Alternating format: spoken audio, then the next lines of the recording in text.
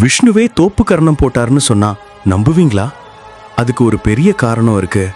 அந்த காலத்துல பிள்ளையாரும் அவரோட தம்பி முழுகரும் ஜாலியே விளையாடிட்டு இருந்தாங்க. அப்போ விஷ்ணு அவங்கள பார்க்க வந்தாரு.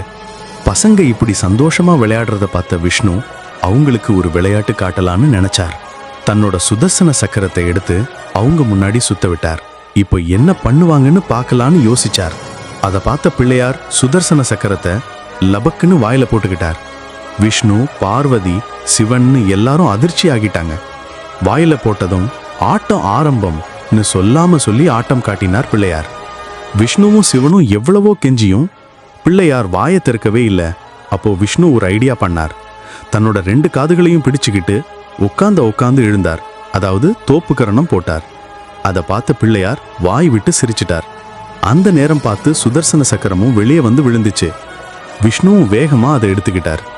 பிள்ளையார சிரிக்க வைக்க விஷ்ணு இப்படி செஞ்சதுனால அது தோப்பு கரணம்னு ஒரு வழிபாடா மாறி எல்லா பக்தர்களாலையும் கடைபிடிக்கப்படுது. என்ன ஒரு அற்புதம் பாருங்க. சோ இப்போ உங்களுக்கு புரிஞ்சதா? ஒரு முக்கியமான பொருளை திரும்ப வாங்கணும்னா நமக்கு வேண்டியவங்க கிட்ட தோப்பு கரணம் போடலாம்.